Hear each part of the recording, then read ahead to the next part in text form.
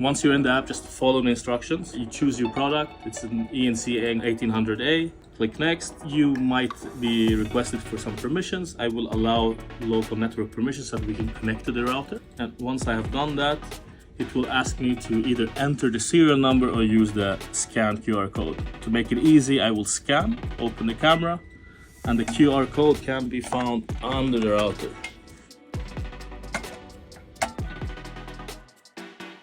This takes a minute. Now the router is checking if there's a firmware upgrade. Once everything is done, it tells you the new Wi-Fi and the Wi-Fi password. So I will try to save this. Use my Google Keep. Just save the password. It tells me to confirm the password. I will use my Google Keep.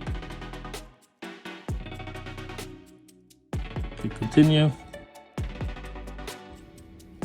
And I will join the new network. And there we go. Now we're inside in the app. It can already see my devices connected. And it has automatically chosen Sweden because Sweden is the closest country for me for the VPN. And I can very easily just connect my Swedish VPN. And there we go. So that was it with configuring your Encrouter. Now you can connect all your devices and they will be using VPN.